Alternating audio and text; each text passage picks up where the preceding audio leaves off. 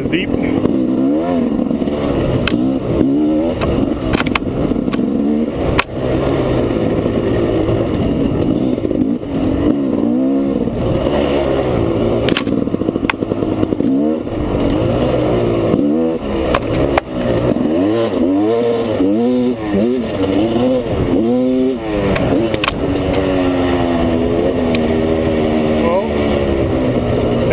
Gear. So clutch is sticking like no problem.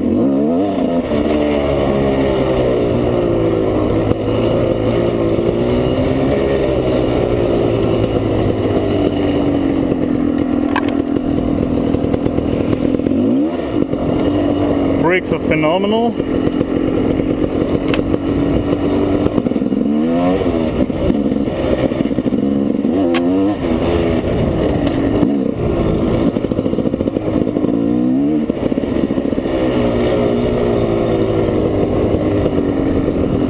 Bike is super tight.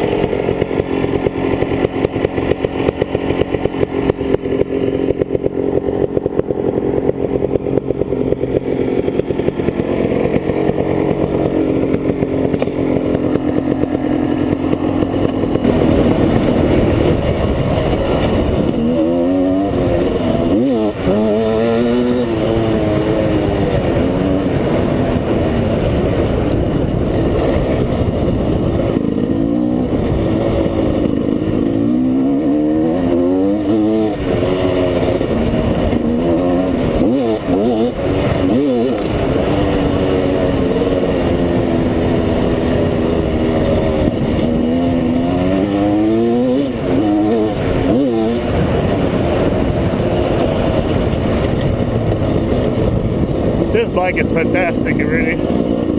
It's just like so nice to ride. Has power everywhere.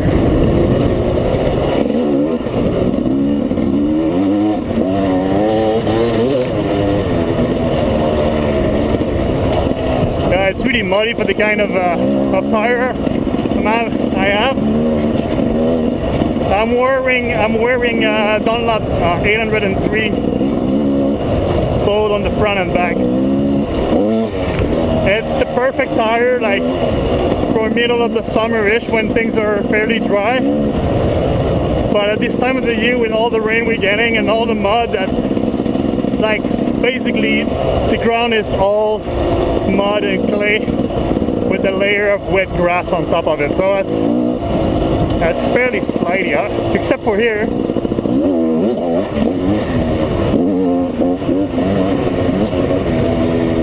Which is packed sand. Well, that's not too bad. Easy peasy lemon squeezy. Oop. Well, that rarely happens.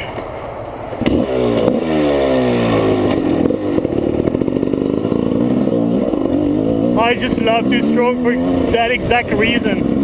It doesn't stall often, and if it stalls, well, no biggie. You just kicked it once, and that's it. You're out of there. That's the way to go for me. Like, you cannot have a better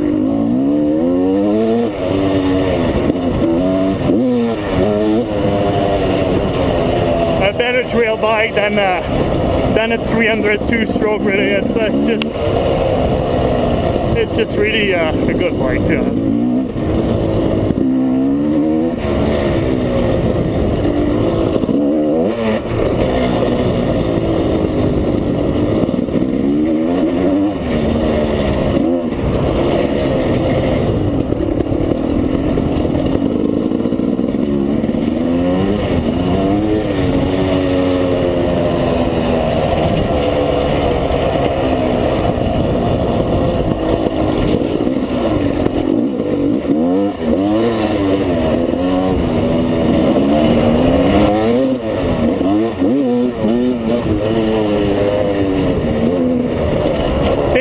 that my bike is a 2-stroke, and then and this bike has Air Striker carburetor, which give him like a lot of juice. So if you start riding like just mildly wild, well, your tank is gone like in less than, I would say, around 2 hours lifespan for the stock tank.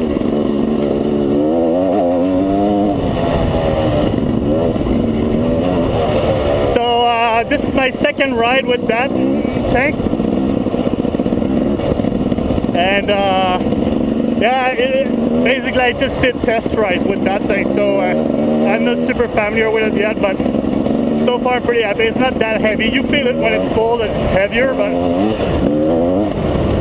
oh, slidey. Whoa. Yeah, really slidey. And basically I'm pretty happy with the tank too. See, now it's all dry, and that will stick like to the sky as soon as it's wet. Those tires don't work much. Actually, the rear will stick fairly good in every type of terrain, but the front one was just gonna slide like side to side.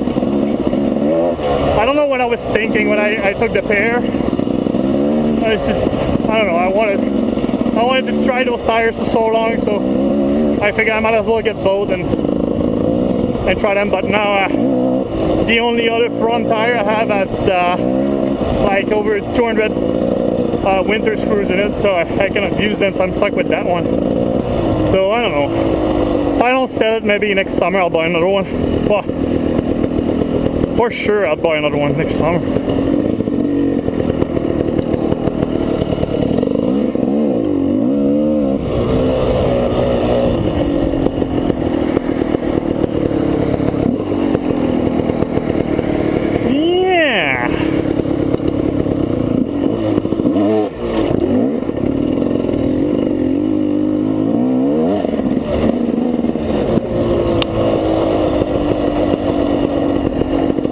But you see, like, that was in the pure mud, and my rear tire just gripped anyway and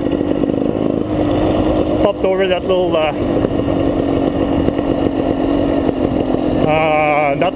creek there. So down there's like a giant model that all ATVs go down there, and they just winch themselves on that big pine tree there to get out of there. So it'll be interesting to come with a bunch of bikes and just mess around that hole, but for now, yeah, just gonna go the other way.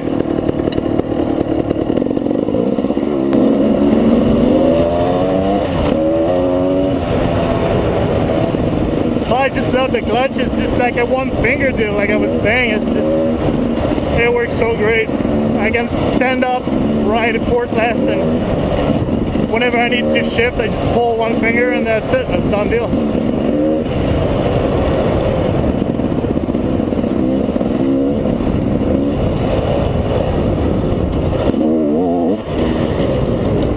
Let's go to the tunnel.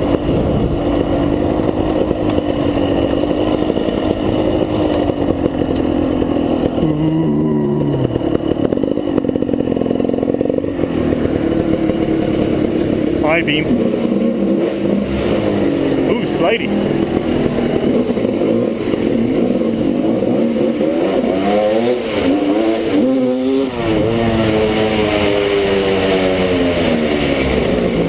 That's cool. I never tried my my light on an I-beam before, so. Another thing I really like with that bike is like 6 gear, like, well, like pretty much all KTM's. But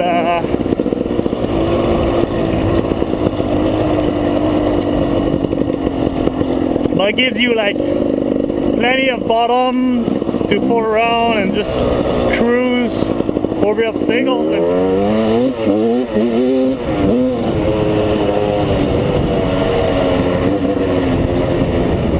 And And once you want to go a little faster, well, you have like a few speeds to choose from.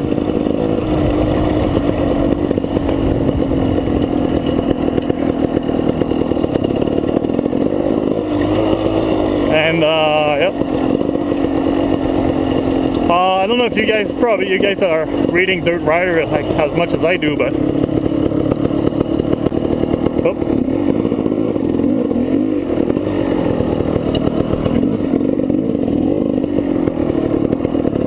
I need to go the other way.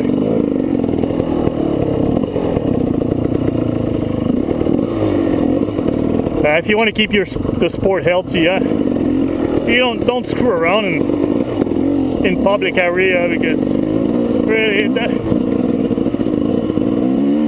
what does it change for you to just go around and try somewhere that it's actually legit, and then like this, you don't piss off every single citizen in like 5 kilometers around, and like this, like cops leave you alone, and people tolerate you even though you're using like public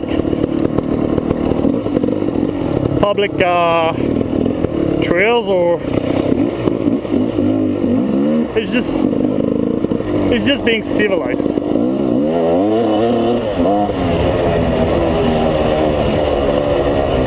Anyway, what was I saying?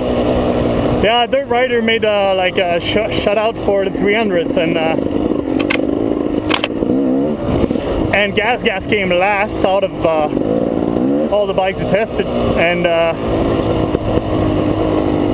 well, there's I really enjoy my bike, like seriously really enjoy my bike. If the other bikes are better, maybe, probably. I wouldn't doubt of Dirt Bike magazine opinion, like really they know what to do, but like basically what it was coming down to is that bike is heavy and then underpowered. Well, underpowered, I fixed that. Like once you change the carburation and the intake, it's like that bike is just like strong enough for me, actually. Like I don't need any more stronger than that for what I'm doing, like really. And heavy, yeah, well, that's one thing, it's heavy, but it's built like a tank, man. It just never dies. Like I rebuilt that bike entirely just because I really like and enjoy tickling around, but really I never touched the engine, so the engine is stuck. That bike, it's a 206, and it ran on its original ring, original piston, everything is original for the engine, same gasket, everything, never failed on me so far. I don't want to jinx it, but never failed on me. That bike is just like really, really reliable. So compared to like I don't know, KTM's, like they're really good bikes. They're really like racing machine and all of that, but their target like at a really high level competitive customers, which I'm okay with, but I mean for like pretty much all normal people, what really comes down to is like we're going riding like in trails like this on the weekend with our bikes, and really what makes a difference is that you can actually come back home with your bike.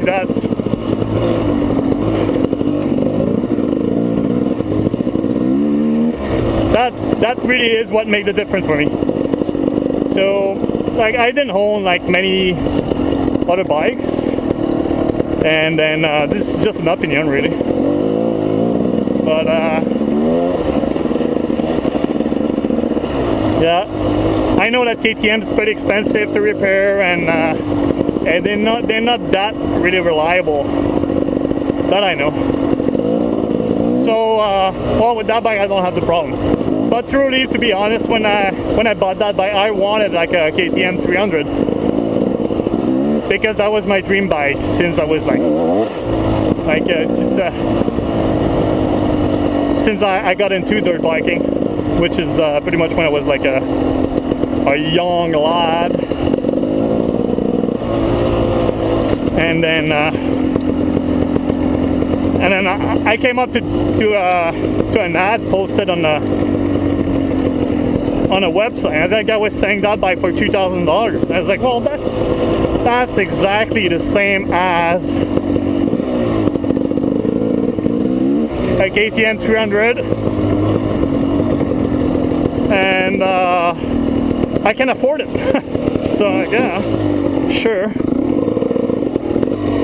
I'm gonna get that bike for sure, which I did. I was really worried about the part availability, I don't know that word. And then turns out like I had that bike for like 2 years now, and I rebuilt entirely that bike. So I bought parts on eBay, and it's pretty cheap. That bike is super popular in Europe. It's like GasGas is it's like a reference in Europe, really. Now KTM took over, but like back in the days it was just like all GasGas pretty much. And they made like an incursion in the USA, which brought up some dealers and parts, but really like all the parts I bought are on eBay. And if there's something like I cannot find like chassis wise, like there's a lot of crossover coming from Honda and Kawasaki.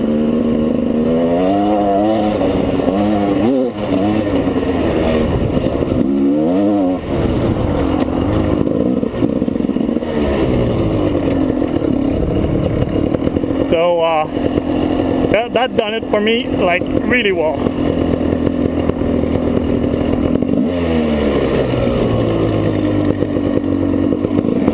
So yeah, like it's not a KTM, but I just learned to love it. Like I really enjoyed that bike. And prior to that I had that might be loose, I'm gonna need to tie this up. Prior to that I had a CRF 450 for trail riding, and that wasn't doing it at all. Not at all. Well, it was 2002.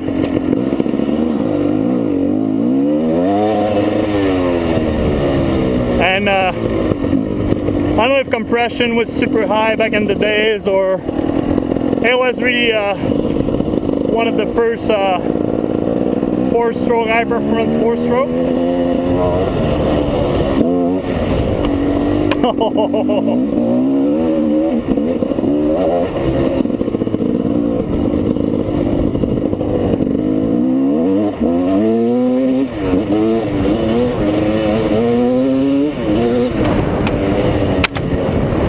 Like, yeah, that thing just goes fast.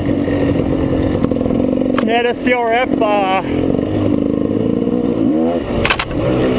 didn't make it for me at all because it was stalling all the time, and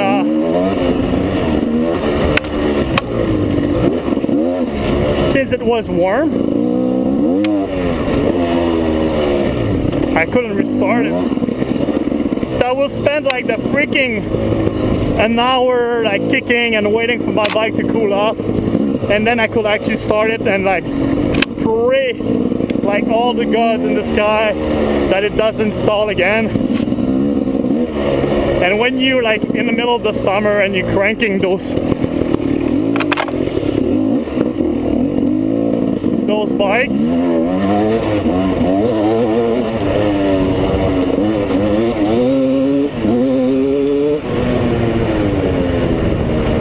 it's freaking hot. So I was just coming back for riding and I was pissed, and that's supposed, and it should be totally the opposite, right? You should be all relaxed when you come back and happy of that you've been riding. I read that wasn't the case. So I sold that, and then came Bikey. This bike. I just love it.